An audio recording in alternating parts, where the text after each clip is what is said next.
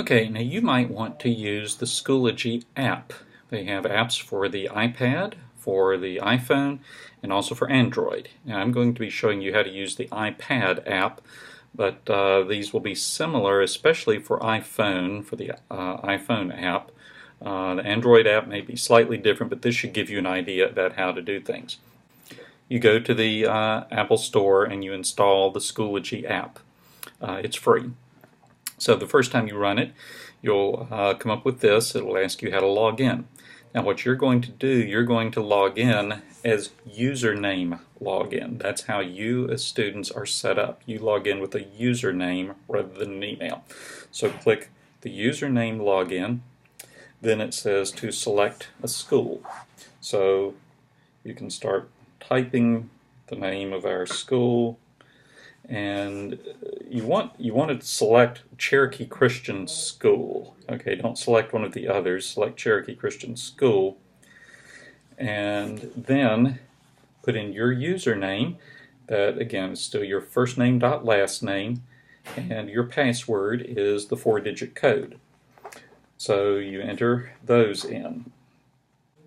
After you enter those in, you click Login, and so you will come up with your home screen. It will look something like this. On the iPhone, it'll be rearranged somewhat, but basically you'll have the same things. And you have over here on the right-hand side, you have your upcoming assignments. You have things that are coming up there. You have events that you've entered in your personal calendar. On the left side, you have the feed of all the things. Okay, so I mean, a lot of this stuff is the same. So let's see how you can do things. In the upper left-hand corner, you have the 3-line menu. Click that, and this shows you can select your courses here. If you select, for example, your Health Online, it takes you to that. You can also go to groups, resources. You can check your grades here. You have your calendar. So that these are the things you can do almost everything that you can do on the web, you can do through your iOS app. Okay, so let's take as an example here doing an assignment. Okay, so you have this thing down here called Major Essay.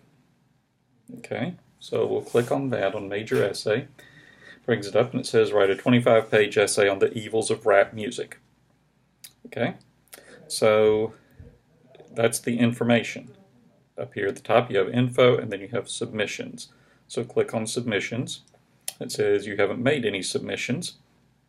So you click on the plus sign up at the upper right hand corner. You can create a submission. That would be you type something into the app itself. You can submit a photo or video. You can submit something from your resources. You can record an audio, or you can submit something from your iOS apps. So let's say that you're going to submit a photo. Okay, so we'll click that. I mean, this would work similarly for other items as well. So we're going to go here to family photos. I don't know why I have these under family photos on my app, but anyway, let's say I want to submit this photo. I click on it, click the check mark, okay, and then click the check mark up here, and it says uploading media. And so then I get the little progress circle. Okay, and then you should get a screen that looks like this. So you see, okay, you have submitted something. Be sure you get to this screen so that you actually have submitted something. If you haven't, then try something again. Okay, so that's how you submit things. Now let's go back and let's say you have a test or a quiz to take. So click on that. Here's one on rap music. And it pops up. Same type of thing that you have in the web app. Begin the test or quiz. Okay, and then you have the things you can select. Rap music is whatever, and we'll say it's the best thing since sliced bread. Rap music is creative, is true, you say that that's true. So then you click Submit at the end and you get a confirmation. Do you really want to submit this? Okay, if you click No, you can go back and change things. But click Yes, and it says you've submitted it. Okay, and that's it. Okay, so that's how you take tests or quizzes. Now, let's check your grades. Okay, we're still in the health class. You have the grades over here, so let's click that. And you get this. Uh-oh, I've got an F for my course grade. So we'll click here. That's actually the grading period is what that's for. And we see, okay, on quizzes. Okay, here's a bunch of quizzes. And I scroll down through here. Oh, well, here's one that was another major assignment. I got a B+ on that. But on that test I just took, I got an F. Okay. So you can check those as well. Okay. So that's basically how your app is going to work. Those are the things that you'll need to do. If you're going to engage in a discussion, you can do that through the app. Like I say, you can do most anything that you can do through the web, you can do through your app. So that's basically how to use your app.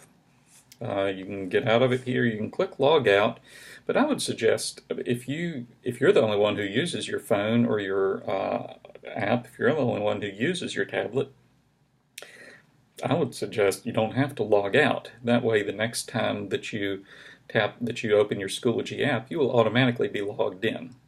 Okay, now if somebody might get a hold of it, you're concerned about security, then yes, log out so that you can log back in again. But otherwise, you don't have to log out.